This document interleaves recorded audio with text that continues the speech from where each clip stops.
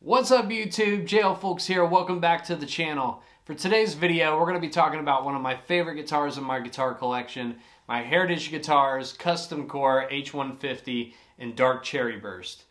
Now, I've been wanting one of these custom cores for a very long time, ever since Heritage announced their custom shop that they were opening, and I'm so glad I picked one of these up. I was on tour this last month down in Florida, and I ended up walking into Wolf Guitars and saw my buddy Jay Wolf and saw this guitar hanging up on the wall, and I just really fell in love with it. It was the first time I ever seen one in person, and the Dark Cherry Burst is exactly the finish I wanted, and I just couldn't pass it up. So I ended up trading in my Artisan Age Standard to Jay Wolf at Wolf Guitars and a little bit of cash. And I hated to let that guitar go, but I wanted this guitar so much, mostly because of it being lighter than my Standard. My Standard was pretty heavy, and I didn't really get to play it out much because of that. Now, I still have my other Standard H150 in a plain top, but I'm really glad that I got the Burst. I've always wanted a Burst Les Paul style guitar like this. Some of the main differences between the custom core and the Standard is, first off, the weight. This is a pound or two lighter than a Standard H150, and you can really tell. I mean, this is not a heavy Les Paul style guitar at all. I could play a full 4-hour show with this guitar and be fine. I think the weight is just perfect with this guitar. So that's one of the things that drew me in. One thing that's really cool with this guitar is Heritage made the headstock a little bit wider than the Standard. They also got rid of the Heritage Guitar Inc. logo at the top and just put Heritage. And it's got kind of a vintage tint to it, the pearl in there, which I think is a really cool touch, along with the binding on this guitar as well. The binding has kind of like a vintage, yellowish kind of tint to it, which really suits this style of guitar and these older 50s style guitars that came out of Kalamazoo. So pretty awesome. Another cool game changer with this guitar is the fatter neck profile. That was one of the first things I noticed between this guitar and my Standard Artisan Age that came out a year ago, was this guitar had a much fatter neck.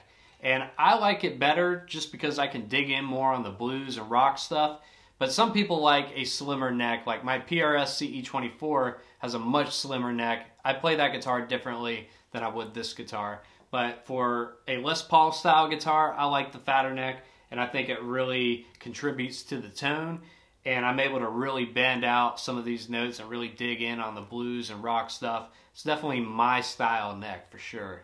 The thing that makes the Custom Core H150 different from every other Heritage guitar is it's got its own custom shop pickups that were made by Heritage. They're called the 225 Parsons pickups, and they were made in the custom shop at the Heritage Guitar Factory at 225 Parsons Street. All the other H150s that are out there come with Seymour Duncan 59s, and these pickups are specifically tuned for this guitar. And I gotta say, the pickups are amazing in this guitar. That was one of the first things I noticed when I played this guitar live and was able to crank it up, was how articulate these pickups are. And it cuts through a mix really awesome. It sounds really awesome in the studio, and live, this guitar is amazing. This guitar comes with a maple top, and you could choose to get a Burst, Artisan Aged, or a plain top with this guitar. It comes with mahogany back and sides, mahogany neck, and then a rosewood fretboard as well. And the neck plays awesome. Alright YouTube, so that is my Custom Core H150 by Heritage Guitars in Dark Cherry Burst. This is my favorite guitar in my collection, and definitely my most expensive. I plan on hanging on to this thing for the rest of my life, and it's going to get played. I'm probably going to end up spilling beer on it at some point.